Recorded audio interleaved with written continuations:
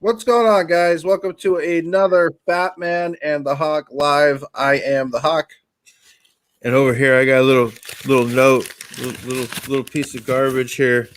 I just kind of want you guys to see it. Wait, let's get it for the camera. Yes, Lance hit 3, no matter what. That's the Fat Man's take. Let's talk about some football, Hawk. Yep, we got a couple of things that we want to talk about. One major one towards the end will be given every team their free agency grades.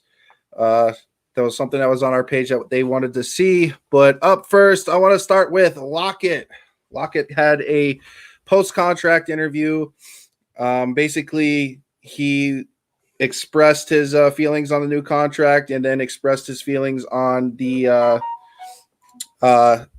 offense's production overall. And basically what he's saying is they didn't have the rhythm, and he felt like the offense was too basic really along the same lines that Russell Wilson was saying, same lines that I've been saying, watching the Seahawks. He seems pretty excited about Shane Waldron, which got me hype as hell. Got my Lockett jersey on the way. Can't freaking wait. What are your thoughts there, bud? Yeah, good for you. I'm happy for you. I know how much you love Lockett. I'm more of a DK Metcalf guy. It's going to be hard to see how well they do without Russell Wilson as their quarterback in the very near future.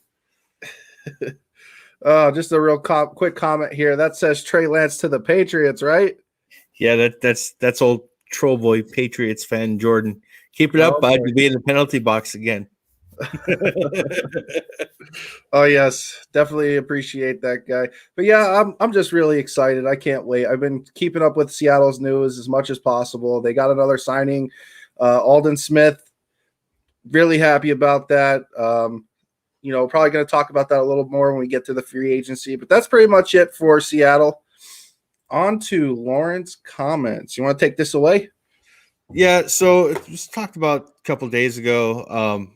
I guess Trevor Lawrence had an interview with SI, and he basically came out and said, if I could figure out how to share my screen here, I'll put it up on the screen for you guys so y'all could see it.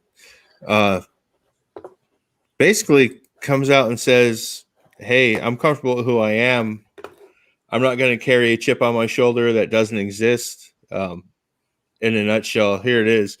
It's hard to explain that because I want people to know that I'm passionate about what I do, and it's really important to me, but I don't have this huge chip on my shoulder that everyone's out to get me, and I'm trying to prove everybody wrong. I just don't have that. I can't manufacture that. I don't want to. He also added that he thinks people mistake that for being a competitor. He thinks that's unhealthy to a certain extent, just always thinking that you've got to prove somebody wrong. You've got to do more.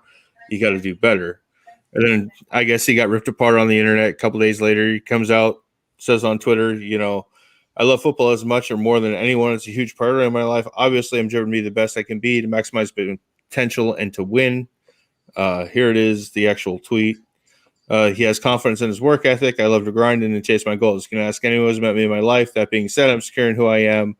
I don't need football to make me feel worthy as a person. I purely love the game and everything that comes with it. The work, the team, the ups and downs.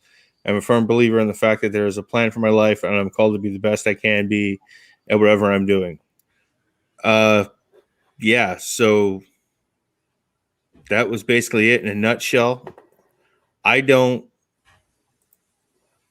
Brian Leaf 2.0. Sounds like he's already got plans out, got bigger plans than the NFL. Yeah, it really, not knocking the guy, not judging the guy, but it really shows that his mindset, it doesn't seem like it's there. It doesn't seem like it's all football, like, all right, get it. There's other things besides football. That's fine. But nobody's talking about you for all those other things. So if we're giving an interview, or in this case, something for Sports Illustrated, like it should be football in those certain instances. Seen another thing that he said about if he doesn't need football to make him feel worthy, I guess he's got a Thor complex. Well, I think it's okay to have that thought. I don't know if you want to come out and say that before the draft. To me, it sounds like he's going to come in, and if he does, as long as he's doing well, he'll stick around. But if he starts doing poorly, it's going to be real easy to say, you know what? I don't need to play football. I can go do something else. And he's a young guy. He's married. I'm sure a baby is somewhere right around the corner for the guy. That might change his priorities. And if football is just kind of already, hey, it's not. It almost sounds like it's a hobby. Hey, it's something I do on the weekends. Yeah, I'm glad he has priorities outside of football, but I don't know if I'd want to. He's going to get drafted high no matter what. He's still the number one pick. I'm not going to fillet the guy for feeling that way. You're over there. You got a shit-eating grin. This is what I think is funny, because he's already getting some type of backlash and controversy thrown his way, and he's not even in the NFL yet. Nope. So I mean, that's. I don't know if that spells disaster. I just think it's going to be real easy for him to walk away. Yeah. I think if he's doing bad and he's getting tired of getting beat up, if he is getting beat up, it's going to be real easy for him to go, Yeah, you know what? I got other aspirations. Yeah, for sure. I don't really have anything else on Trevor right now. I don't know if you do. Trey Lance at 3, no matter what. All right, how do y'all feel about Clowney to the shitty Browns? I think it's a very, very good pickup for them. That's just my opinion. I feel like that should have been a topic somewhere along the way. Oh, it will be in free agency when we actually talk about it, but I don't think Clowney's going to make that much of a difference. Yeah. We got here the next Andrew Luck. You know what? I actually stated this before when we talked about Trevor Lawrence. I feel the same way that you do. I said Ryan Leaf. I went really way far the other way. Or Matt Leinart, Remember Matt Leinart was a high draft pick and wasn't too happy, and there was a lot of talk about him going into the draft about how he wanted to be a movie star and this, that, and the other thing. And what did he last a year in the pros? Maybe 2. And he went and he did other things. All right. Real quick, gonna just go through the comments that we have right here, and then we're gonna move on. Good move if he's healthy. His stats don't show, but he ruins an offense's game plan, and it's very true because Clowney disrupts the run very well. He's a good run stopper, and he generates a lot of double teams. His presence alone is huge on that line, and now you also have Myles Garrett on the other side, so it's going to be pretty ridiculous. I think Myles is still going to draw the double teams, though.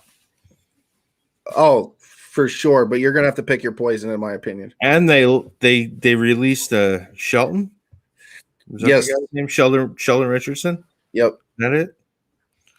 Not sure if that was a good move. I don't agree with that one. And that was in order for the Clowney signing. So, talk about the dumbass who tried to fight Aaron Donald. I think you just said it right there. I don't have any. I think the video says it all. Yep. Clowney is just a name, and we got mock draft here. We did that last week. Yes, we did that last week. If you want, I did the whole 1 through 32. If you want to check out last week's episode after this one, we already did that one. All right, moving on. Biggest news of the week is probably Julian Edelman hanging up the cleats. He ended up failing a physical, and then shortly after, he announced his retirement. I know myself and the Fat Man, immediate response or reaction was, "Oh, he's going to the Buccaneers." Yep, that was the first thing I said. Give it about August. He'll sign with the Bucs for like veteran minimum. And I heard it was something with his knee or his leg or something where he could, probably play for 6 games, but he'd have to play a game or 2 and then take a week or 2 off. It was something crazy. It just wasn't healing up right or wouldn't heal. So, he made the right decision to retire, I think, but I wouldn't be surprised if come September, he's Tom knocks on his door in the middle of the night and he wakes up in a Buccaneers jersey, Yeah, I won't be surprised either. They're probably all talking. They probably already made their jokes, and I'm sure he would love to be on that roster. Our roster's really, really stacked. So, what it is. But the real question at the end of the day, he can go there, take just a little bit of money, just a little bit, and they could allow him to play a week, take a week off because the roster's so stacked. And it'd give Tom another one of his favorite weapons. Yeah. But like I was saying, I think the real question out of all this, and it's the one that we've seen a lot on social media, especially Facebook and all these NFL groups, is Julian Edelman a Hall of Famer? Not until Hines Ward gets in. No, he's not a Hall of Famer. That's basically what he's saying. Granted, the guy is second in all the major receiving categories in the postseason. He's had a lot of success in the postseason with Bill Belichick, with Tom Brady. But his stats statistically doesn't match up to much. If you were to compare him to a wide receiver, compare him to Deion Branch, and then ask yourself, is Deion Branch a Hall of Famer? Because Deion Branch literally almost had a career mirrored to Julian Edelman. They're very similar in yards. They're similar in Super Bowl MVPs and Super Bowl wins, like what, 2 to 3. Like you almost have to take the playoff stuff out of it. Almost for a receiver, I think so. Because he went there how many years? Every year, practically. You have to just look at his regular season comparisons, because not every good receiver gets a chance to play in the playoffs. But I think Julian Edelman is kind of suffering from the same thing that Roger Craig suffers from, as in, well, you had Montana and Rice. Here, you had Brady and Belichick. It's like the same thing. Somebody's going to be the odd man out. My comparison for Edelman is, if you think Wes Welker is a Hall of Famer, then Julian Edelman's a Hall of Famer. I don't think either one of them is. And you know what, though? The thing is that people have to understand is who's covering Edelman. Is it the number one? Is it the number 2, or is the nickel corner? Sometimes the safety, sometimes the Sam. Like you're literally, you're not getting the number 1 guy on Edelman every single time. No one cares. Nobody was afraid of Edelman game planning him. Nobody said like, oh my God, Edelman's going to go off this week. You're going to see a 200-yard game. Like you're going to see him get like 3 touchdowns. I don't. Hell, even drafting him in fantasy, it's like, yeah, sure, he'll get a good game here and there in PPR.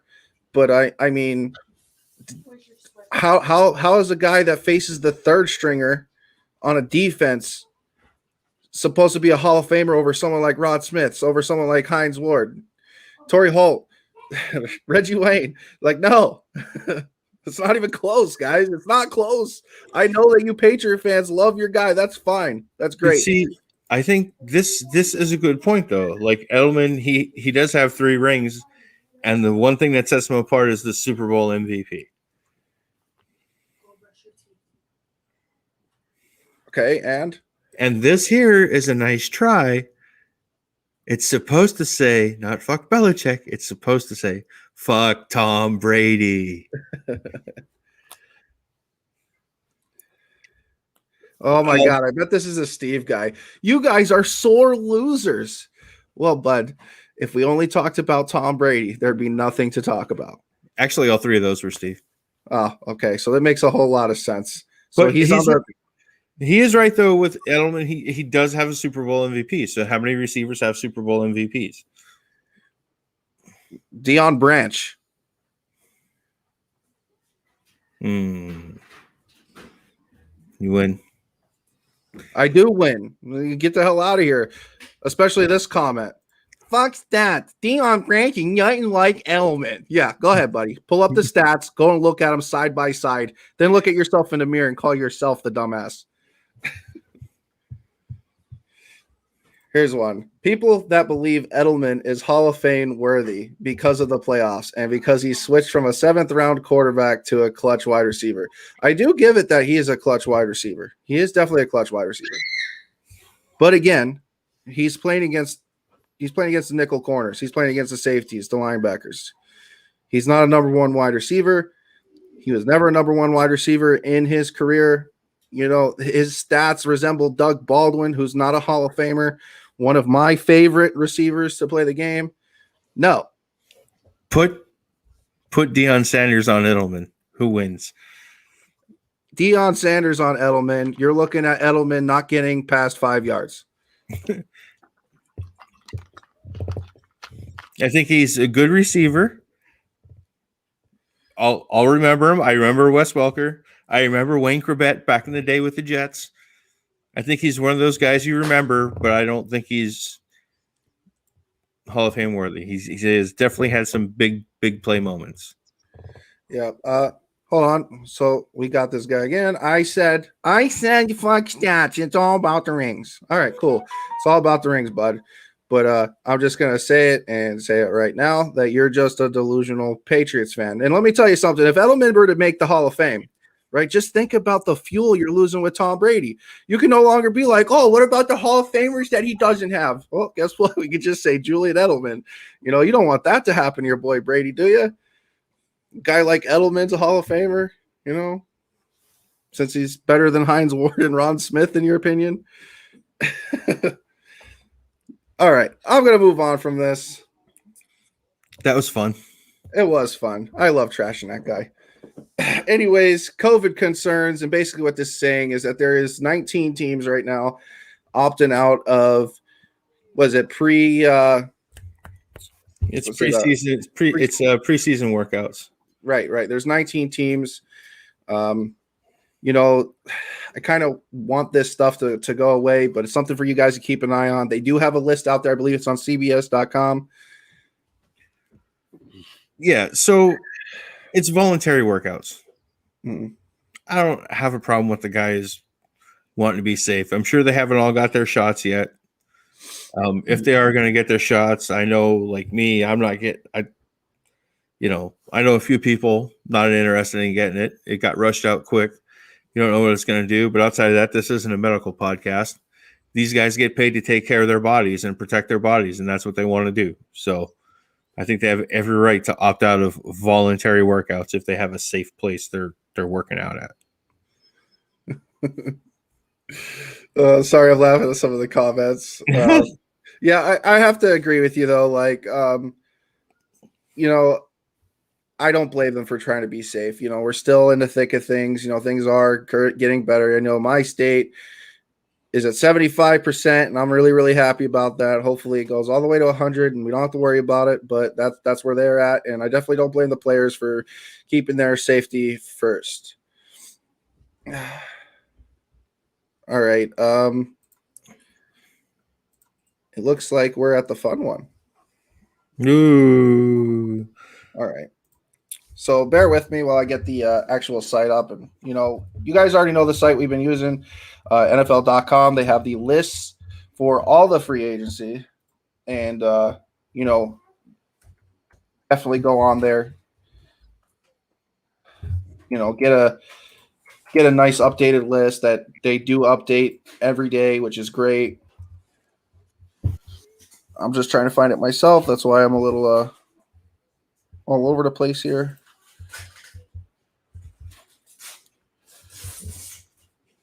Yeah, I actually found it somewhere else when I was looking earlier.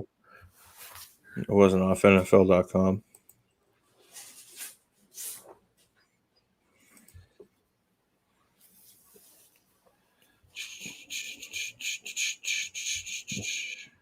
Wow, you struggling there, bud? I am. I'm struggling to find it. I don't know why it's not coming up like it was the other day. And of course, should have probably just had it ready. But that's the beauty of our podcast. We absolutely love that shit. All right. So you want me to start though? Like we could start with Arizona. I have all mine kind of scribbled down in alphabetical order. Yeah, I don't know where they're go going to be. ahead. All right, man. So first up, you got Arizona. Obviously, their big moves were they got J.J. Watt, A.J. Green, and Malcolm Butler.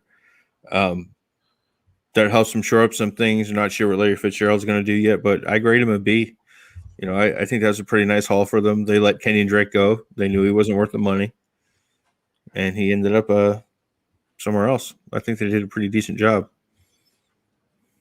I'd have to agree with you. I think that they get a solid B for sure. No, I really like the acquisition of AJ Green. I feel like he was one of those players that not a lot of people were really talking about. You can see this up on the screen, right? We're good? Yeah, I could see it. Okay. All right. We'll start with that one as soon as we're done with this. But yeah, I give them a B as well because of those reasons. I love your hate with Kenyon Drake, but I felt like they probably should have kept him. It's not like they really have a 1 right now, and he's more than serviceable, but is what it is for those guys. Two teams I watch just about every week realize he's a piece of trash. All right.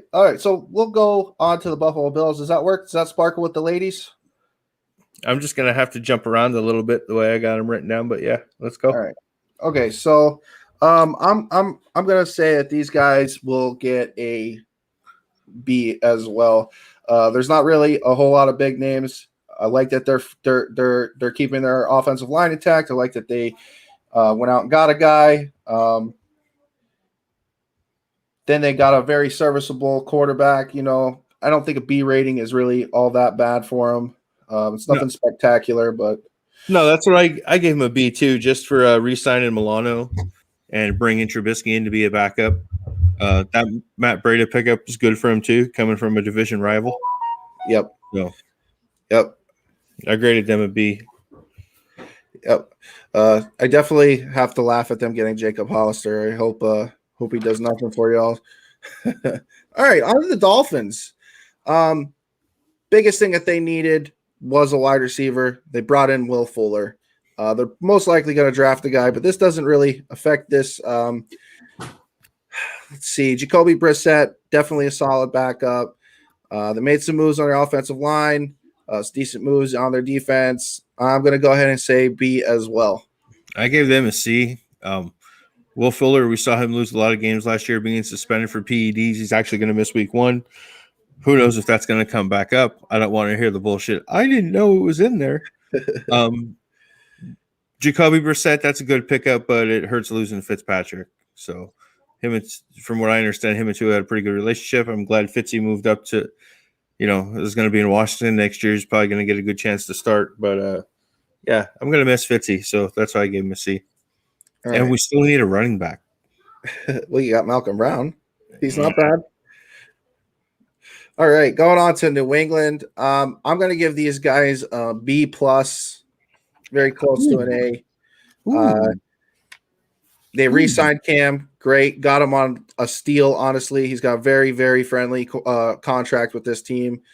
Acquired Nelson Aguilar. Fantastic. Hunter Henry, Jonnu Smith, fantastic. They're going to go back to that 2 tight end set that we love to see from New England. And just literally went on a clinic signing everybody and anybody. But that's why I'm going to give him a B plus. Very, very good. Wow, I gave him an A plus. Okay. I think they did a lot of good things there. They brought in Kyle Van Noy, brought him back home. A lot of big pickups for them. I think this team's going to be a hell of a lot better come next season. Yeah. Yep. All right. New York Jets. Biggest thing for them, trading away Sam Bradford for picks, getting Corey Davis. This team here, they're rebuilding. I'm going to go ahead and give them a C plus. I actually gave him a B. Corey Davis, I think, Tevin Coleman, I think, gives him a little bit of value. Yeah, Marcus May, I like, so I give them a B. Yeah, hold on. I'm trying to get up on one of the actual streams so I can see comments because right now I can't see nothing. Uh-oh. Yep. Arizona later. Goodbye, Steve. Nobody's going to miss you, bud. All right, Baltimore Ravens. They got Sammy Watkins. Probably, I would say that's probably their biggest sign. Offensive guard's also a big sign right there. Kevin Zettler. I'm going to go ahead and say that they're also a C minus, C plus, somewhere in that range, just for the fact that there was a decent amount of wide receivers out, and this team should have at least signed a couple of them, not just Watkins. This is the biggest hole on their team, really. Also, that's like the biggest excuse we see from Ravens fans on why, Lamar Jackson isn't winning games. So I would definitely. He can't throw outside the numbers.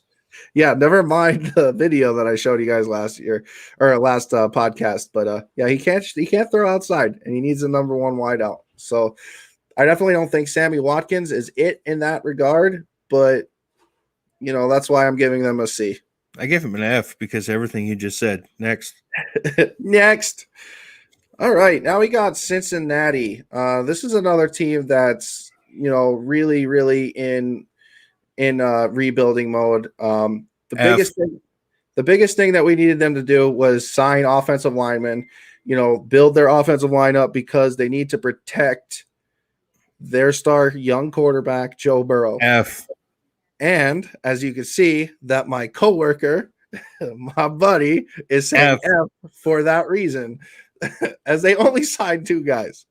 So I'm moving on quickly. Ogunjobi is a good pickup for them, the defensive tackle, but outside of that, F. And I couldn't agree more. Now we got Cleveland Browns here, re-signing Higgins. They acquired Jadeveon Clowney, which we touched on a little bit. They signed Malcolm Smith, because they definitely need, the middle linebacker position and just the linebacker position overall, just to be kind of, addressed. I'm going to go ahead and give this team a B. I'm going to give them a B. The things that they need, they're acquiring. They need that pass rush, and that's what you see right here. These names right here is pass rush. This is great. Couple that with Myles Garrett, this team's definitely moving forward. So very solid for them. Obviously, not a whole lot of signings, but sometimes it's about quality and not quantity. AFC North Division champions next season, Cleveland Browns. I give them an A in free agency. All right, now we got the Pittsburgh Steelers. I'm going to go ahead right now and say an A, just because they were in cap hell and somehow, some way, found a way to keep not only their number 1 wide receiver, but their quarterback, and be able to make some signings. They're getting an A from me just for all of those reasons that I'm stating. Well, I gave him a C. They did get Ben redone. They let Juju go out there, test the waters. At the end of the day, Juju came on back. But losing Bud Dupree was a big one for me. I would rather see them keep Bud than Juju. So I gave him a C. I agree. I just got a whole lot of likes for the Browns one. I wanted to see what Browns fans would say if I gave Steelers an A, but since I didn't get the reaction, I'll give them the C like I really did have them in. All right, on to the AFC South, the Houston Texans. I've already said it that I definitely like their free agency so far. Mark Ingram and Phillip Lindsay, this is great for these guys. They definitely need the running back position addressed, and this right there is their answer, and it's a really, really good one. They're besides the New England Patriots, this is the team that's been most active in free agency. Obviously, we have the question marks about the quarterback position. They got a bunch of second and third team backup special team guys outside of Mark Ingram and Tyrod Taylor. They signed like 20 guys, all cheap as hell. The smartest thing they did was they brought Tyrod Taylor in, depending on what goes. If they were going to have to trade Deshaun Watson, or Deshaun Watson was going to sit the year out, I gave him a C. Yeah, I don't think they did anything to improve the team. See, this is where I greatly disagree with you. This right here, this signing right here, these 2 guys, Mark Ingram, Phillip Lindsay, that's giving them points on the board per game. And I just want to say this Desmond King, that's a good pickup too. So I'm going to give them a B as well. I don't even know if I'm going to give any team really an A, but I definitely think this is a B. I like where they're going. I like where their heads at. Tampa Bay. How could you not give Tampa Bay an A? How Because could you not give New England an A? All right. Indianapolis Colts. Biggest thing for them, getting Carson Wentz. Re-signing Ty Hilton, re-signing Marlon Mack, signing some offensive line guys. Xavier Rhodes, great. B. You say A? B. B? Yep, yes. That's honestly where I'm going, is B. Next. We've been beating this free agent thing to death. Come on. Yeah, we're beating it to death. I love beating it to death. Oh, I bet you do.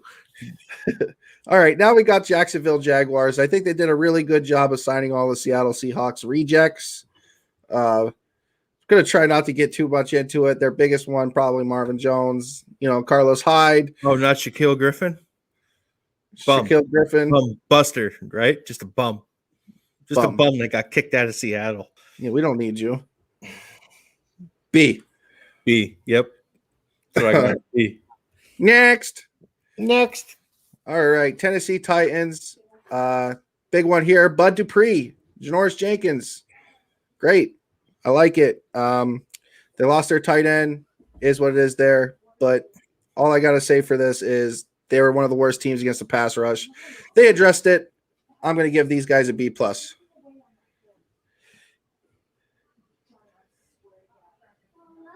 C.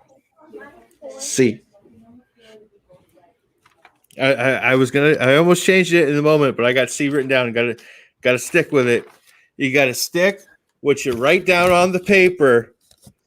You got to stick to it. That's it, 3, no matter what.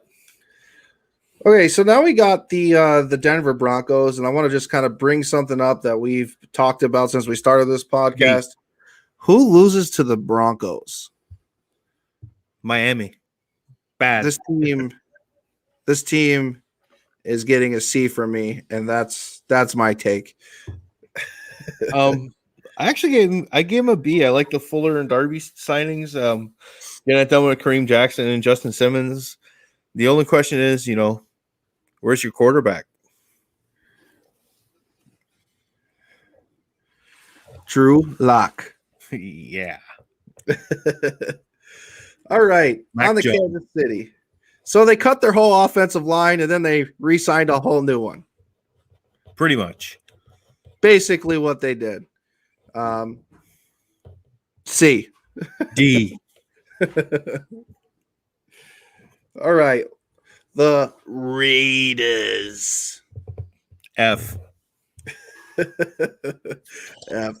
All right. Don't get twisted. He loves this guy. He loves Richie Incognito. I do. He's a bully. Honestly, they got a whole lot here, but I don't see nothing special. I think Kenyon Drake was a waste of money. Well, it's not even that. They have a bell cow. They've got one of the best running backs in the NFL. You don't need to sign Kenyon Drake. That's why Drake was a waste of money. Don't need to sign it.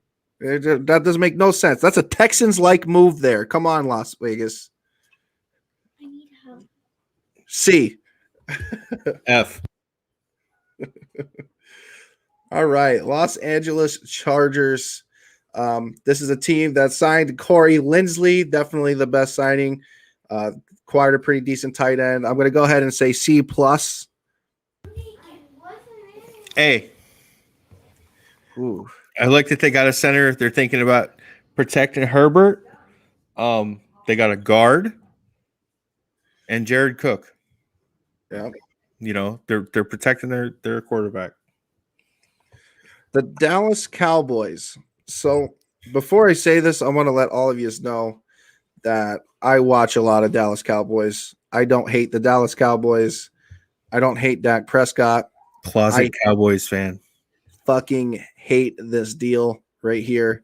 I think this is a huge waste, and I don't think it's all Dallas's fault, but I'm giving them a D because of that. Man, I think that's what I had. Let me see what I got written down here. That might be what I have. I actually have a C. I actually have a C because they got the Dak deal done. He's got 3 good receivers. We'll see what they do in the draft. Hopefully they address the defense some, but hopefully they draft a good corner or get Micah Parsons. Just in case none of you guys knew this, but sprinkle rhymes with Finkel, and I just want to say laces out Dan. All right. The Giants, the G-Men. I'm going ahead and giving these guys a B. Very solid B. Kenny Golladay, John Ross, Kyle Rudolph. Basically, they could have just signed those 3 guys, and I would have probably given them a B. Very big for them, very good for them. Definitely like it. I give him a B. I like the Denny Shelton signing too. Next. F. Eagles. Sorry, Eagles fans. Maybe next year. F stands for Flacco. All right, Washington football team. F. Fitzpatrick. Ooh, F. you gave him an F? It Oh my wouldn't matter. It wouldn't matter what they did in free agency. They can't come up with a damn name. They shouldn't be signing anybody. This is a salty Dolphins fan that lost his boy Fitzpatrick, That's why aka Fitzmagic. I gave him a B because they got Fitzmagic. Yes, I give them a B as well. Definitely doing very solid. At least he came out and said it. All right. Fitzmagic, Curtis Samuel. I thought Lamar Miller was retired, but apparently they signed him too. Yeah, I remember that guy. You remember that guy very, very I remember vividly. that guy. Yep. Hey, I got a guy. Good? I got a guy. Yeah, you do got a guy. He's a Tampa Bay Buccaneers fan. Oh, yeah. Are you sure he's not a Patriots fan? I don't know. Okay. All right. NFC North, Chicago Bears. They got Andy Dalton. I'll give them a C. You know, they re-signed Robinson. Defense is great already, so you know I gave him an F because of the Russell Wilson mess. You get your fan base all pumped up. You're making all these moves. You're letting them get out in public that you're going hard after Russ just to get bitch slapped in the face and wake up in the morning with Andy Dalton. I'm sorry, Bears fans. I'm sorry you got to live through that. You get an F just for letting your fans down so hard. All right, I gave you that one. Almost changed mine. Detroit Lions. You know, another team that likes to take away the Seattle trash cans. They're going to bite some kneecaps. Besides their new coach, but the best thing for them is acquiring Goff and a couple of picks. I'm going to go ahead and say C. I gave him a D. Goff has a downgrade from Stafford. The bonuses, they got 2 first-round picks out of it. But we're just grading the players they have, not the draft picks they got. Oh. Outside of that,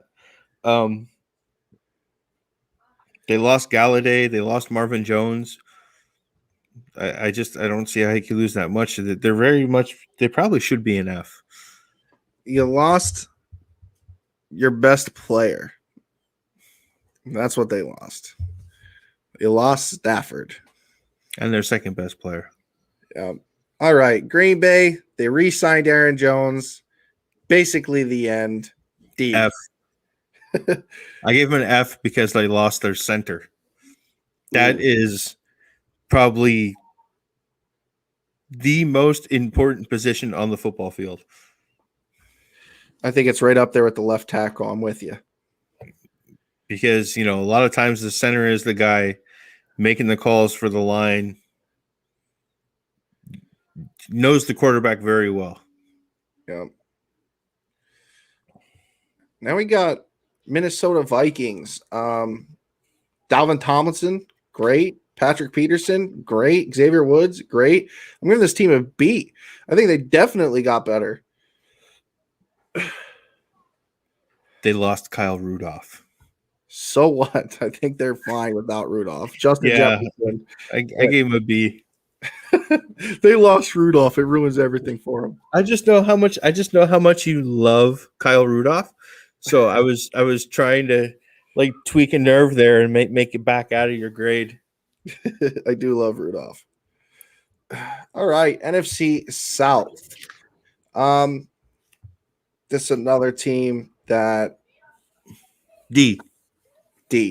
Just D. Nothing here really helps this team.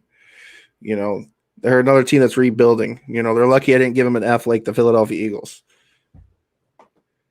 I'm surprised you didn't give the Cowboys an F. I wanted to, but I felt like that was too harsh.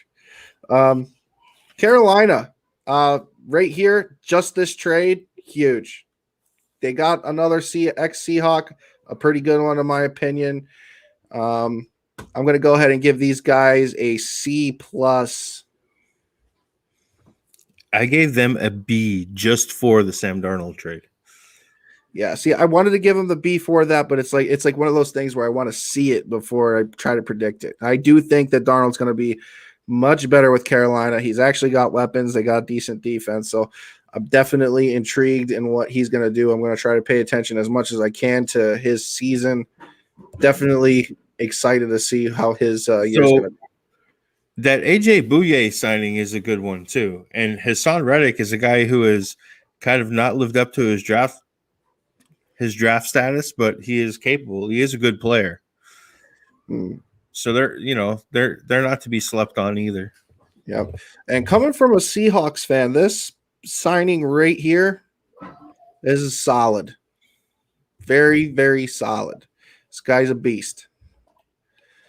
All right. New Orleans, the other team that was in oh holy cap hell to start off free agency. Restructuring the I know it's not here, but restructuring the contract for Taysom Hill and signing Jameis Winston. Other than that, nothing really outstanding here. I'm going to go ahead and give these guys a C as well. D. They didn't do anything besides get out of their own cap hell by restructuring a couple of guys. Drew Brees retiring helps, but they lost a lot of guys. They weren't able to replace them. I don't understand why the hell they're paying Taysom Hill so much money. Yeah, it's a D. All right, on to Tampa Bay. They basically got everybody back that they were possibly going to lose outside of Antonio Brown. This is probably going to be the highest grade I give, which will be a B plus. We already know it's going to be an A from the Fat Man. It's an S. SSS plus tier. You're only allowed to have one S. Tampa Bay's my S. They brought back all their starters. They're going to get Julian Edelman in September. I give them the S rank. Yeah. They're going to get Julian Edelman. That's amazing. You already seen what we said about, heard what we said about the Arizona B. Yep. Los Angeles Rams. I'm giving these guys a C just because of Stafford. All right. F. They lost, they lost Brockers, they lost Troy Hill, they lost John Johnson. They got Stafford. Deshaun Jackson's old and busted. F. Yeah. This is a team that's basically acquired their team. Don't understand why we're going to bring Sanu in. Don't understand that one too much. Definitely get your tackle signed. That's great. Mosley, great. I'm going to go ahead and give these guys a C plus. San Francisco? Yep. Gave them a B. They brought their top 4 guys back they wanted to bring back. They got them all. It's always good when you can keep your own. And I'm excited to see them draft Trey Lance at 3. Now, here's the thing. If they use that pick that they traded for Trey Lance, I immediately give these guys an A. But if they draft anybody else at 3 besides Trey Lance at 3, no matter what, they stick with the C plus. That was the asterisk behind there's the San Francisco 49ers for me. All right. Seattle, guys really pretty much already know how I feel about it. They really went out and got one lineman and then re-signed Posick, which I'm very upset about. I like that we got Dunlap back. I like that we picked up Aldon Smith. Fantastic. That's great. Our team is definitely better. I can't deny that. With that being said, I'm going to give them a C plus. Seattle, I gave them a C as well. All right. I kind of hope we don't have just to bring just because they didn't trade Russell Wilson. So if they would have traded Russ, you would have gave them a much better grade. Yeah. It would have helped Chicago too. I don't know if I could deal with Miami fans. But Was all that right, it? Did we go through all of them? That was it. that was it. All 32, bud. All 32. Yep. So here, somebody missed our AFC East grades, and they brought it up here in the comments. I don't know. You just want to rattle them off again? Yeah, I gave Philly an F. No, the AFC East. The AFC East. Oh, gave what? I gave New England a B. Oh I gave wait, it's specifically the Bills. Yeah, I gave the Bills a B. Yeah, I gave the Bills a B as well. They re-signed Milano, Williams, signed Trubisky. They got a B. They should still be good this year. Ravens got a C. I gave the Ravens an F. Yep. Let's be fair. I gave a lot of them C's. You know, I don't know. I'm just one of those. I got to see it before it translates to something, much better. But with this being said, this is at the end of our content. So if there's any of you guys that want to come on the show, talk a little bit of shit with us, now's the time. See if I could find. I gave the Ravens an F because I don't feel like they solved their biggest problem, which is they need a receiver. Yeah, that's basically why I didn't grade them better, as well.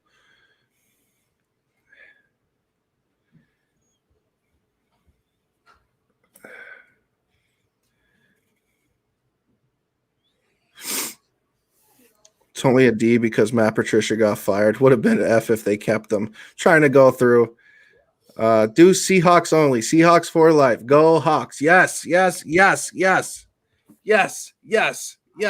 suck. It's not my fault that you like the Dolphins and not the Hawks. Russell Wilson is going to get traded to Miami. Hey, we're burnt, and they know that the Bucks are repeating. I just want to let you know I'm definitely not burnt. Yeah, not as much as I'd like to be. There we go. The Ravens need somebody threw this up here.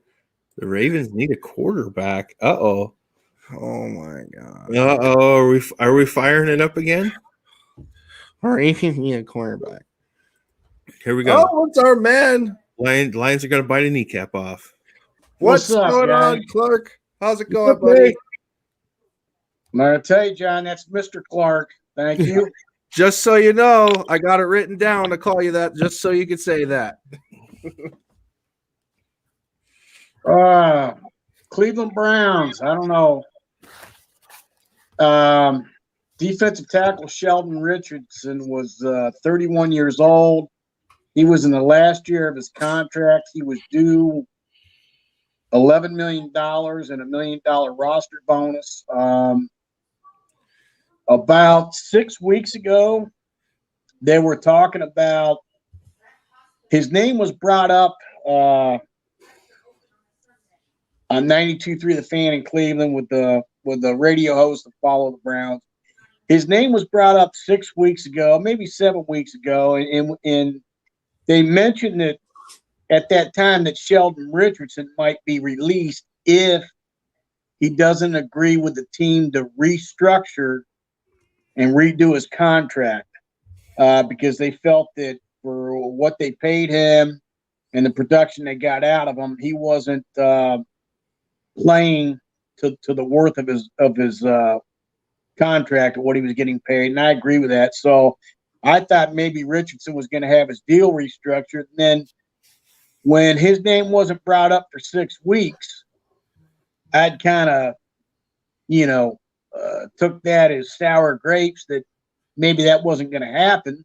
So I thought since we didn't hear his name, I thought he was going to stay on the team. And then all of a sudden they say they caught him. And it's like, well, shit, I thought we were past that. So I was kind of surprised. I was surprised that they released him. I don't agree with it. I wish Richardson would have redone his deal. So, and I guess like Dave mentioned, they had to do that to make room to sign Clowney, because right now, saving $11 million of the cap, Cleveland is like $3.2 million under the cap. So my question to both of you guys is, if Cleveland holds their spot at number 26, and I want you to be real honest. Is there a worthy first-round defensive tackle available that would make it to us at 26 that you could select? You could plug him in. He could start right away. He holds that value. Is there anybody that you think would make it to 26? There's a two-part question. And if not, do you think Cleveland would be able to trade up to go get a defensive tackle? So tell me if there's a first-round defensive tackle worth that talent that would fall to Cleveland at 26 or be within reach of Cleveland, because we've got 2 third-round picks. We got 2 fifth-round picks. So we got a few extra draft picks that we could possibly trade up if we want to go reach for somebody. So what do you think about defensive tackles, first-round grades this draft, if there's any available? I know in my mock, and I'm like looking at my notes here, I don't even have a D tackle in the first round. I was gonna say, I'm glad you have your notes because I don't have mine. If the thing is even though they lost Sheldon, your line still overall is better without him. You know, Sheldon's a run stopper, Clowney's a run stopper. Sure, your interior line took a hit, but your outside line got a lot better, right? So I think that honestly, Trey Lance at 3 no matter what. You see that comment? Let's go. Yeah, that was me, bud. Oh, okay. Darn. Never mind. Not as hype. But yeah, just going back, I think even reassessing everything, I still feel like you guys should go linebacker or maybe Kelvin Joseph at cornerback. That's just my feelings for it. I don't think that the defensive tackle position is something that should be greatly addressed. I understand you lost a pretty good player, you lost a star, but I still think y'all are better off.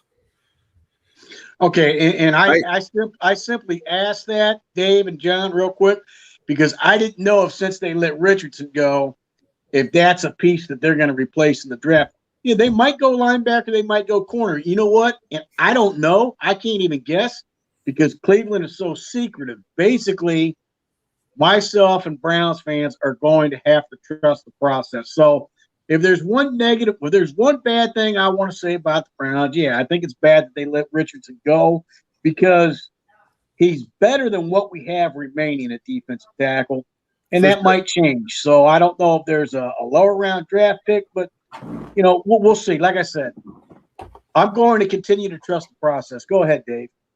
You could draft a defensive tackle in the later rounds, too, that'll fill that same hole that Richardson is going to leave.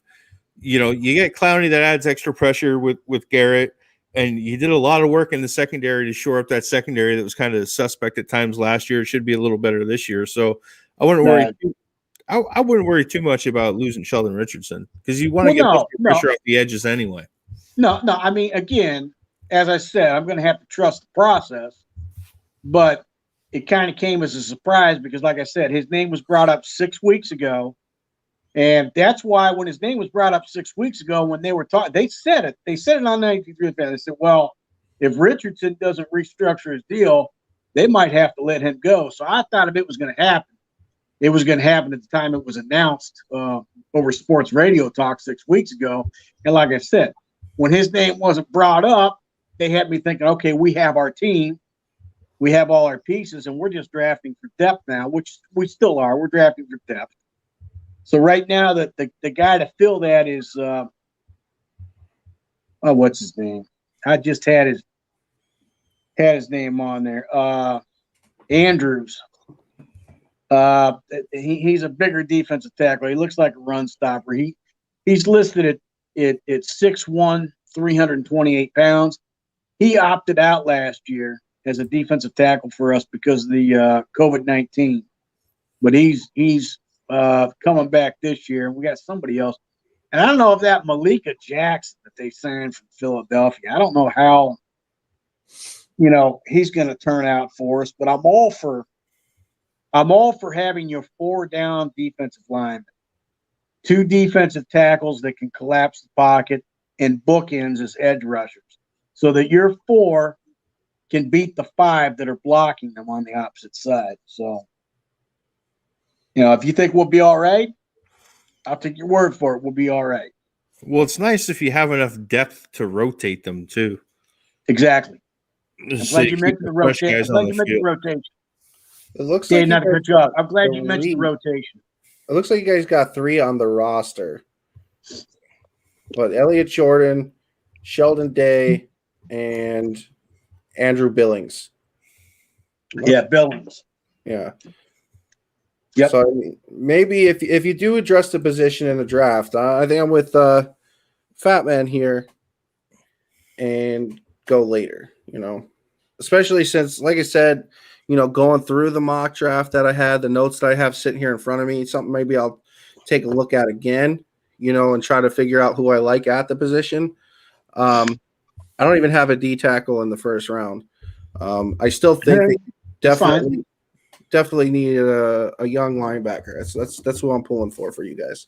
Okay, now, Dave and John, is there a beast, killer linebacker that is that is everything, that is hybrid?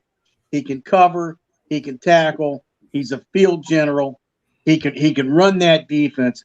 I'm not talking a Ray Lewis, because we probably won't see a Ray Lewis linebacker again, but is there any linebacker available that is somewhere, I don't want to say close to Ray Lewis's level, but the closest you can get to a Ray Lewis level, or get somewhere within that range of Ray Lewis, a level, maybe a level or two below Ray Lewis? Is there a top tier linebacker that would make it to Cleveland at 26 that Cleveland might be interested in, that you end up becoming a franchise linebacker that's going to be the signal caller of the defense, that's going to lead, it's going to fucking lead the team, man. The field general that does it all. He's in there every play, a beast. Is there any available? I got Jamin Davis there, for y'all. But to be quite honest,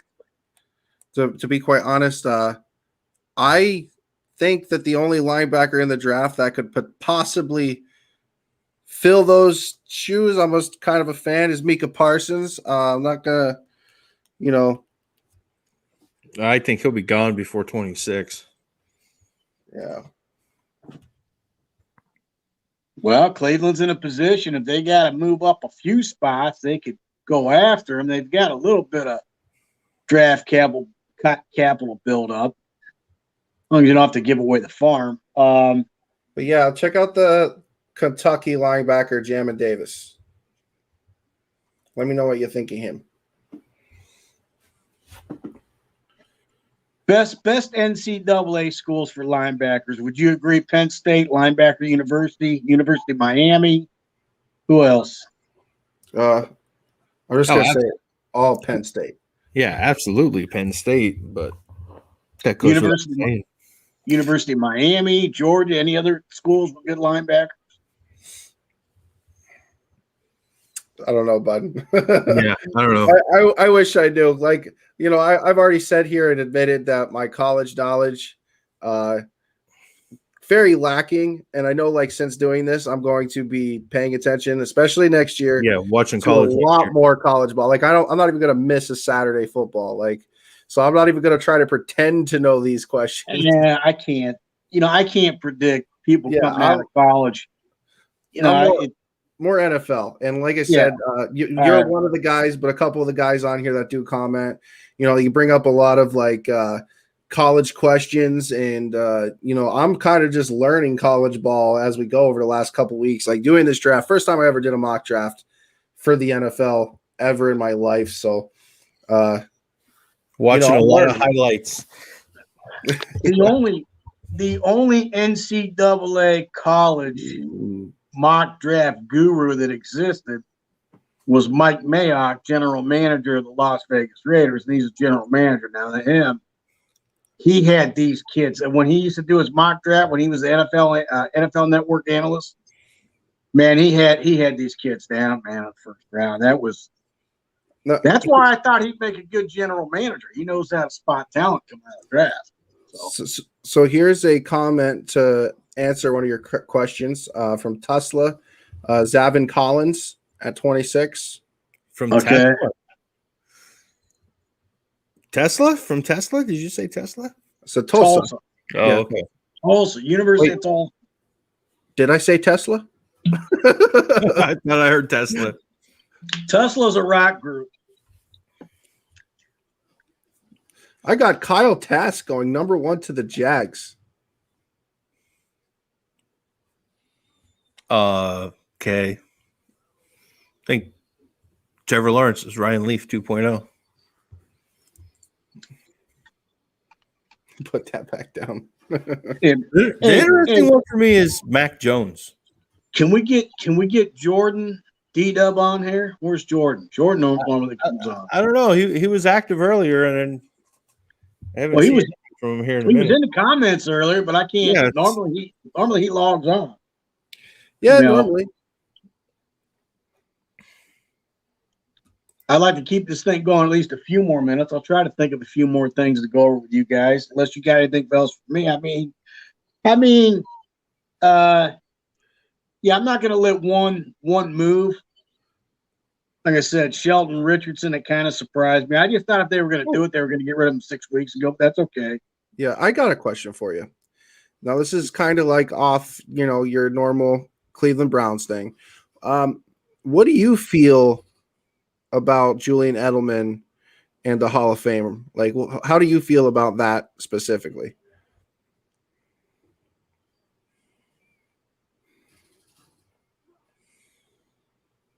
Oh, I can't really say. They'd have to look at his stats again. I forgot. Somebody said since this other guy made it in, he should make it in too. I mean, he's worthy of being considered. I don't think he'd make it in immediately. It'd probably take a while. Eventually, yeah, he might slide in there. I mean, I look at today's NFL and I look at the direction the passing game is going to go. I don't know if he gets in. I mean, No, he might not. I think that you need a Pro Bowl to get into the dance or the Hall of Fame anyways, and I don't believe he has one. I don't think he does. Okay, the best way for me to answer this question, and it's unethical, but I'll just throw it. I'll put it in these terms anyways. Okay. Had he played wide receiver when I first started watching football, when you had Jack Tatum and Atkinson, the Soul Patrol for the Oakland Raiders, and you had Donnie Shell for the Pittsburgh Steelers, you had Mel Blount for the Pittsburgh Steelers. You had some hard hitters out there. He wouldn't have caught them passes. A couple times he'd have got hit. He wouldn't have ran those routes. He wouldn't have been catching as many passes. I tell you, man, he would not have been no receiver back then. But I should look at it this way: we're where we're supposed to be, where we are. So that was 35, 40 years ago. He's a wide receiver today. The game's changed. The game's evolved. I guess I like the old school football. Always will be a fan of that. And I just have to realize that the game is what it is today. So Edelman, personally, if it was my decision to induct him into the Hall of Fame, like right now, I would say no. I would have to. And Is he then worthy? if you want to bring in his not just his production as a wide receiver, but his punt returns, because I know he was a punt returner for a few years, then compare him to a guy like Devin Hester. It's not even close. You can't compare him to Devin Hester. So, I don't. That's a great example, though. That's perfect example of what a Hall of Famer is and what Edelman is. Devin Hester, he's a return guy. Every time a team played that team, they had to go against the Bears and played against Devin Hester. Guess what? They had a game plan. They were scared. They did not kick the ball to Devin Hester. I want to know what football team was saying that about Julian Edelman. Well, Pat McAfee said he was scared of Julian Edelman. Number 2 most feared guy to kick to, or something like that. But I just don't. Yeah, he's a very good wide receiver that I don't think is Hall of Fame worthy. I think he's good. I just think that this guy needed about 8 more 1,000-yard seasons in my book to be considered. And he only had 3. Surprised he couldn't pass his physical to play another year. I mean, he must have been banged up pretty bad then. Would he be as good without Tom Brady being his quarterback?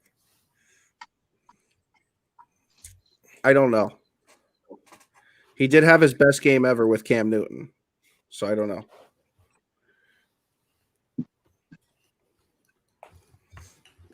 You know, I don't really know on that.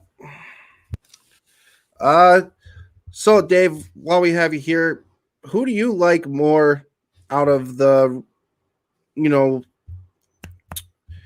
the draft quarterbacks? Mac Jones, Justin Fields, or Trey Lance? Who do you like out of them 3?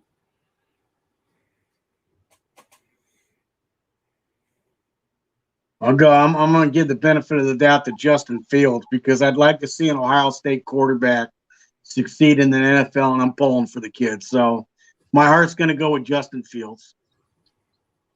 And that's what I base it on, my heart and what I want to see. I want to see Ohio State quarterback make it and succeed long term. Yeah, ball for the kid. I know Go to the New York Jets. Let him go to the New York Jets. Let him wear number 7. Let him run. Let him scramble. Just slide first or get out of bounds before the first defender comes to you, man. I don't care if your adrenaline's pumped up. Don't run like some other quarterback that I know that doesn't protect himself. And I won't say his name, but I think there's like 2 quarterbacks that I think of the most. We know who they are. I'll put in a third one too, because I tell you what, Cincinnati Bengals should not be taken lightly. I mean, and it's a divisional game for us. Watch them. They could possibly sneak up on somebody, including Cleveland. In both games Cleveland played against Cincinnati were both close. They were within 5 points, and they came down to the last play of the damn game. So, plus Cincinnati won against Pittsburgh on a Monday night. It's just divisional games are tough. So, actually, there's 3 quarterbacks that I think of quite a bit. But one of these days, a team over in the Steel Town, they have to have a bad season, one bad season, sooner or later. And somebody that's a quarterback over there has to have a downfall. He has to go down sooner or later, man. He ain't gonna finish on top, man. Dave, why you gotta talk about Dwayne Haskins like that?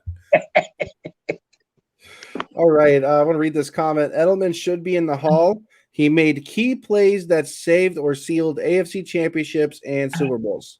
So did Deion Branch. So if you think Edelman's a Hall of Famer, you must think Deion's a Hall of Famer.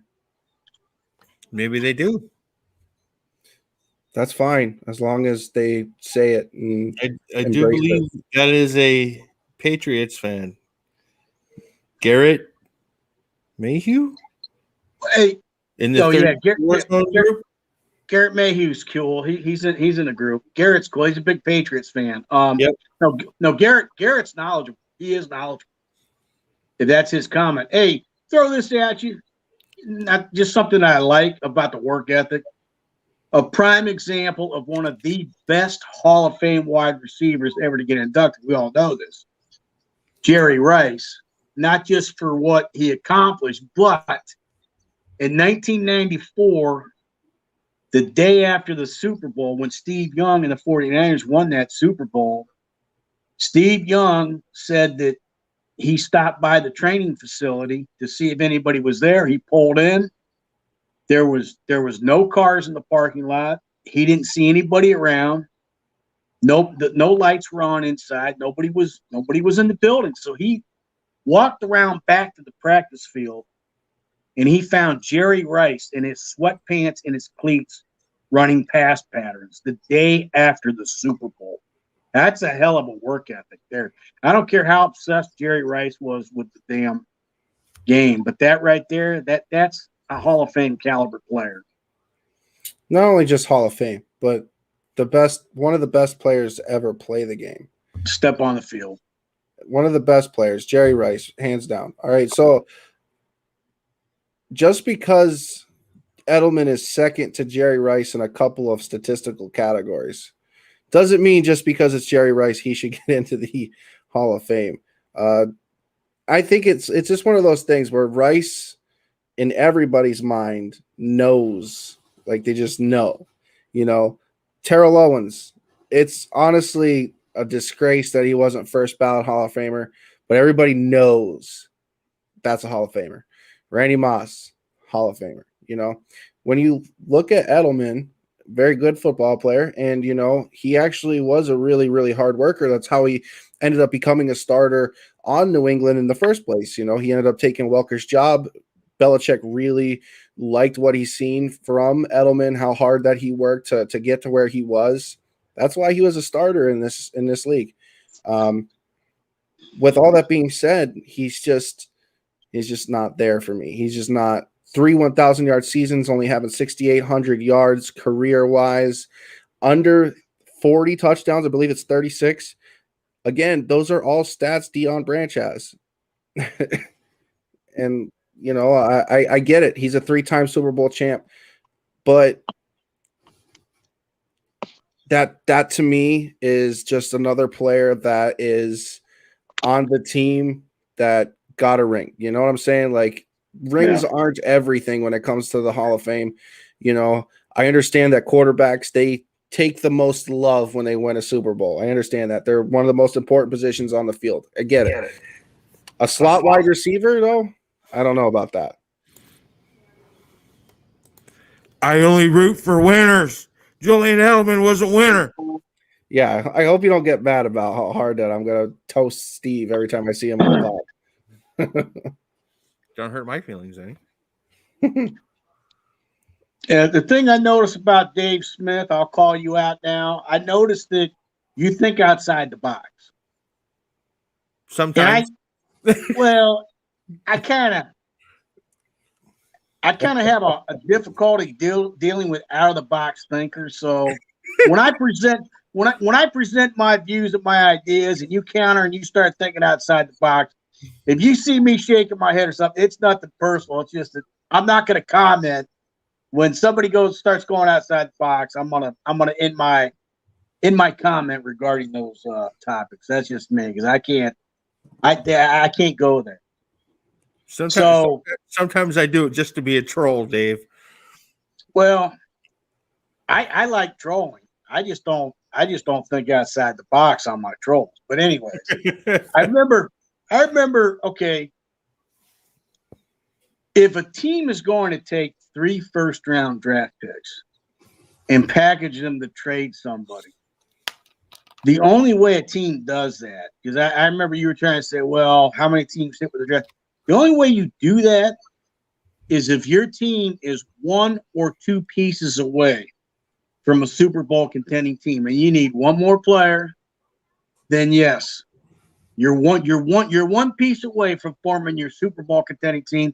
Then yeah, I would take my 3 first-round draft picks, trade my 3 ones, knowing that I've got my team ready to make a run for the Super Bowl. Making a run means trying to make a run 3 years in a row. So then I wouldn't need those 3 first-round draft picks those 3 years if I'm going to get my player in a trade and put my last piece or 2 together. I'll say my last piece, my last player needed to make my Super Bowl run, or at least represent the damn conference. So Would you do it for Aaron Rodgers? Not at his age right now. Years back, yes, but not in his age right now. No. Would you do it for Russell Wilson? If we were 1 piece away from the Super Bowl, that's yeah, for Russell Wilson, and that's okay. That's fine. That's okay, I feel the same way. Welcome to Fantasyland, Dave. But see, I value the draft picks, because the thing is, if you hit on your draft picks, especially your first rounders. You get him in on a rookie contract and a rookie deal. That's salary cap friendly to your roster. So you're going to have him.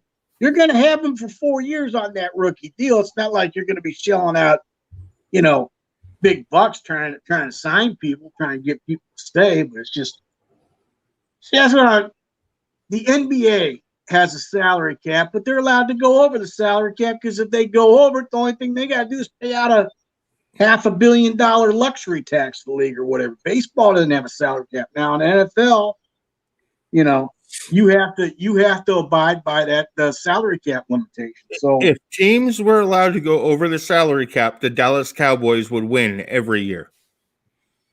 Jerry Jones would spend all his money on all the best players, pay the tax, and we'd be talking about the Cowboys every year. I wonder if Eddie DeBartolo used to do that with the San Francisco 49ers in the 80s when they didn't really have a cap limit. There was sometimes they didn't have a cap limit. Most likely. Jared Goff, a Hall of Fame. No. That's what it sounds like when people say Julian Edelman's a Hall of Famer. He's just don't have to rack up a comment just to see what we'll say. I know, but you know what? I just had to put it there because, like I said, you saying Goff's a Hall of Famer is equivalent to saying Edelman's a Hall of Famer. I think Edelman stands a better chance than Goff. No, don't tell him that. Don't tell him, bud. I was expecting Jordan to be on here. But anyways. That's what I was talking about when I was talking about packaging up a bunch of first-round picks for 3 years. For an established top 5 quarterback, it's worth it. 100%. If you're one piece away from the Super Bowl contending team. That's conditional, Dave. Not always. Not always. I don't know. Ditka gave up an entire draft for Ricky Williams. Yeah, because he was impulsive. I don't need somebody that's going to be impulsive. See, I think on impulse. I think that it is worth it, and I've made this case before. So even if you just look at how many quarterbacks that get hit on, it's not that many. If you go to just Seattle, right? All 3 of those teams have been through a plethora of quarterbacks, all of them, except for the Seahawks because they have Russell. If you look at the Green Bay Packers, since 92, they've only had 2 starters. You look at the amount of quarterbacks that's been through Minnesota, Detroit, Chicago. I don't know if Miami, Cleveland's got the most. Right. So you look at how many players go in and out of those franchises, and then you ask yourself, wait a minute, for 3 first rounds, it's 1997 and Green Bay's willing to trade Brett Favre to the Browns. You're telling me you wouldn't do 3 picks for Brett Favre? You know what I'm saying? You absolutely would. It would have to be 99 for the Browns. It would be any year for the Browns, bud. The 2005 NFL draft, Cleveland was drafting 3rd overall, and our general manager at that time was Phil Savage, and he selected that wide receiver from Michigan. 2005. That wide receiver from Michigan at 3rd overall. Oh man, Braylon Edwards. Braylon Edwards, thank you. There you go. He selected Braylon Edwards, and when Cleveland came on the clock at number 3, when they went back and they interviewed Aaron Rodgers' reaction to the 2005 draft when he split down to 24 or 26, where Green Bay got him, Aaron Rodgers was saying that when Cleveland went on the clock, he was saying to himself, "Hey, Cleveland needs a quarterback," and he thought Cleveland was going to draft him at 3 because they needed a quarterback, and we passed on him. What would Rodgers slide down to? Was it 24 or 26? It's one of those 2. Yeah, it's in the 20s for sure. I can't remember. I think it was 26. He fell all the way down to 26. With the Green Bay of all places. I mean, Do you think that helped Rodgers' career? Meaning, he didn't have to start for 3 years, and he patiently just waited behind in the wings behind Brett Favre. You think that helped him instead of ruining the guy as a rookie, throwing him in right away? Maybe if there was some type of significant proof that Favre was actually helping Rodgers, I would say it would. But I just think Rodgers was just a stud. You know, I think Rodgers would have been fine in his rookie year. You know, Even at Cleveland, had Cleveland drafted him at 3. Okay. I think Rodgers could have gone to all 32 teams. You know, I really think coming out of college, there were some questions about the way he threw the ball. And I think those 3 years he sat on the bench, they worked on it. Alex Smith was the first overall draft pick that year of the San Francisco 49ers. Yep. I don't remember the questions being about his arm though. I thought he always had a phenomenal. It wasn't his arm; it was his release. It was his mechanics. Yeah, he used to throw the ball like all the way up here. Like he had that weird. And I think being able to sit in Green Bay, he got to work on it. Yeah, Favre always threw the ball somewhere around like down here, even with his shoulder. Somewhere around wherever it works out. You know, I know all the Mahomes guys are like, look at what he did. Yeah, we saw Favre do it already. I'm running somebody in the comments. Anybody hear me in the comments? Tag Jordan G-Dub. Ask him if he'll log on here. So Aaron Rodgers was picked 24th. All right, 24th. All right. I wish we had stat guys. You know, like every time we would bring something up, they would already be like, "Yeah, we'll just be right there." Kind of what I was doing. It took me a minute to find it. So my thing is like if you know, going back to the topic at hand, you know, you really only feel like 3 first rounders is worth it only if the only position you need is a quarterback. I didn't say that. I said if you are 1 or 2 pieces away from a Super Bowl contending team. That's what I said. So what about one or okay, I'll give you a prime example. Now. This will make perfect sense to you. The year Chicago traded 3 first-round draft picks and a serviceable player to the Oakland Raiders, because the Raiders were in Oakland at that time, for Khalil Mack. Chicago never should have done that unless they were only 1 or 2 pieces away from a Super Bowl contending team, because Chicago gave up way too much for Mack for what they had as a team and where they finished.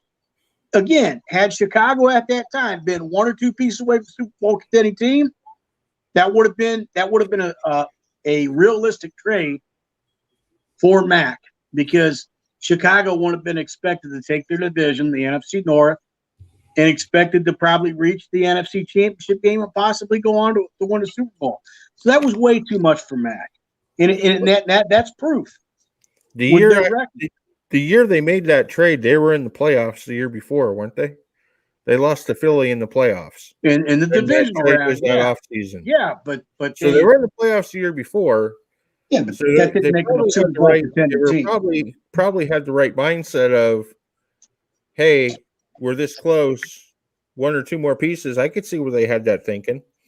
At the time, they thought Trubisky was the guy.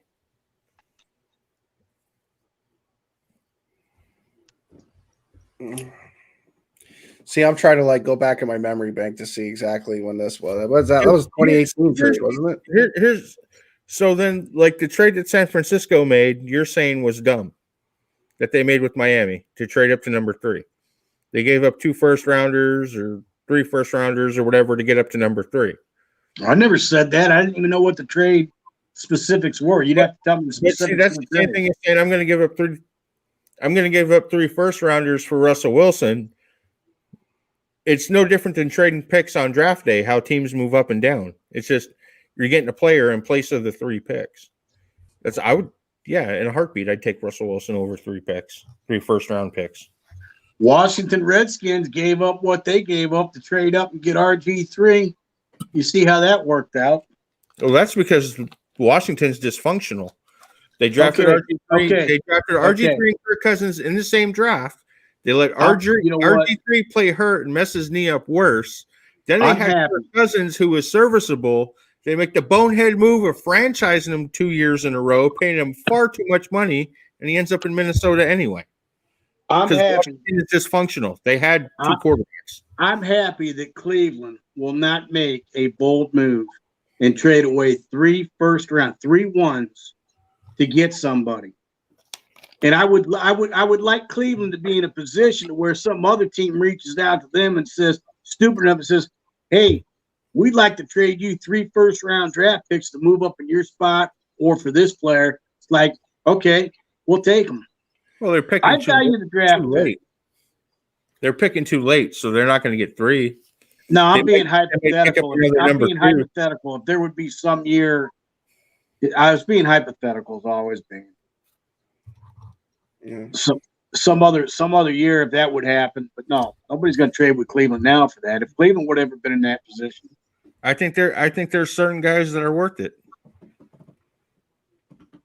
again, I'm going to say this again: if your team is 1 or 2 pieces away from Super Bowl contending team, by all means, man, do it. But if you're not, you're just doing it for one player, and you're going to build the team around that player after you do it. It's too much.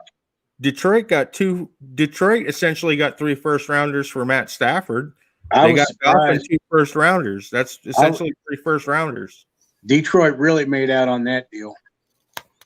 What if the Rams go to the Super Bowl though and win it? And those 2 draft picks for Detroit, because we all know how Detroit drafts, are huge busts. They gave Stafford away for nothing, which was a known commodity. That's the point I'm making. The draft picks, you don't know. It's all a gamble in draft. All a gamble. Your odds of hitting somebody in the draft are better. You have better chances over a 3-year period in the first round. 3 different players in the first round over 3 years. Your odds of hitting somebody are better than just banking on one player.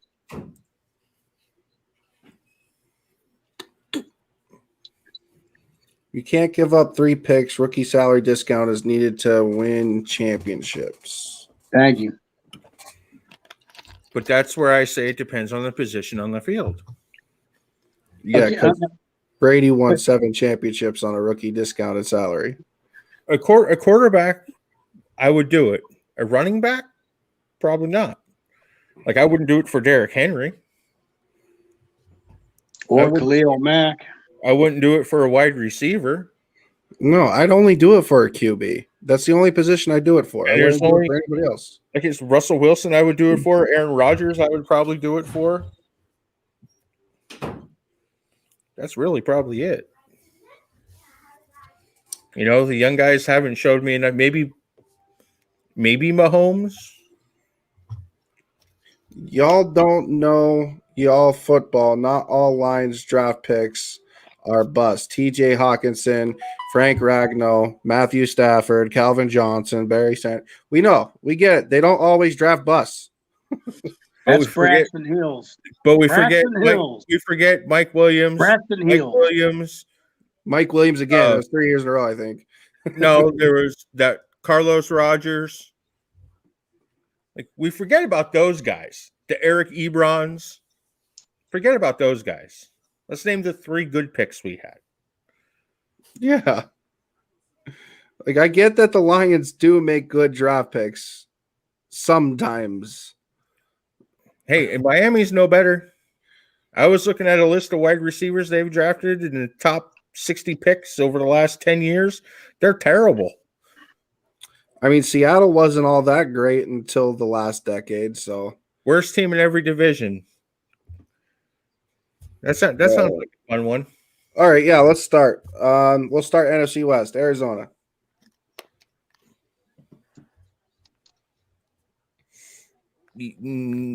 Yeah, Arizona. That was a tough one because all 4 teams are actually good. All right, NFC South. I'll go with, I guess right now, Atlanta. Yep. Mm. Until they can close the game. NFC East is Philly. Philly, by far. NFC North, Lions. Lions. AFC West. Broncos. Broncos. AFC South, Jaguars. Jaguars. AFC North,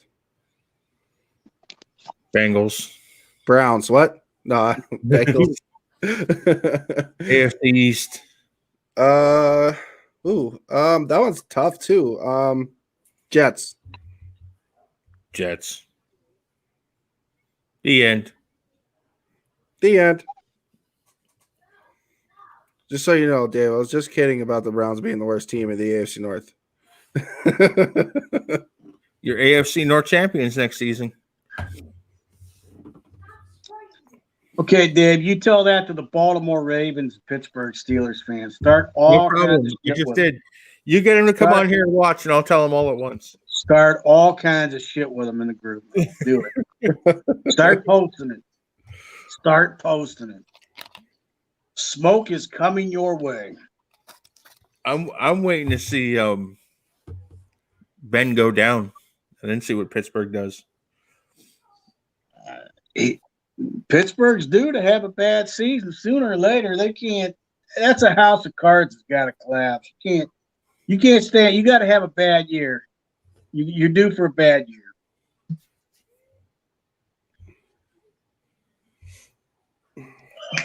I'm running out of ideas. Yep. Let me type my comment before you close out the podcast. But we'll see how this draft goes. Yep. Um, Definitely plan on being live during it. So Trey Lance is free no matter what. any thoughts on Trevor Lawrence? Do you guys feel he's a first overall value if Jacksonville decides to go with him? Or you still want to think about it? I think that he is a first pick value. Like all his credentials says yes. Everything that they done says yes. My thing is I don't like what I've been seeing lately. So I don't know. I have a hard time saying anything. I'll just say yes. I just don't like what I've been seeing. Buyer beware. There you go. Yeah, you were thinking. Yeah, Dave was thinking another Ryan Leaf. Yep. I don't like the body language. I don't like the things I'm hearing. I'm glad he has plans outside of football, and football doesn't mean everything to him, and he doesn't have to have a manufactured chip on his shoulder. Could But his stock? I think he's too cool for school. Could his stock value fall before the draft, and maybe he might not get selected first overall?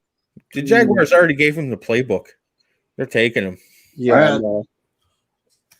They're banking on him. Okay, they're sold on him then. Okay. Yep. But again, it's the Jaguars. So, let's look at their history of draft picks. Their greatest quarterback they had was Mark Brunell. They drafted Blake Bortles 3rd overall, and he didn't. I think he just made it through his rookie deal, and that was it. Went to. I think they won one divisional round game, or lost a championship game. They went one time in the championship game, but And that was based on their defense. yeah, That was when they were known as Saxonville. yeah. All the pressure they put on the quarterback. Yeah, All Bortles had to do was not crash the boat. hand off, throw short, conservatively. Yeah. All right, I'm gonna go make my comment before you close this out. Unless you think of something else, we could prolong this. Anything else, Dave? I got nothing. I had nothing too, bud. Hey, it as long as our players remain available, availability is the best. Yep. Yeah. It's a 3 no matter what. Hey, Fuck Tom Brady.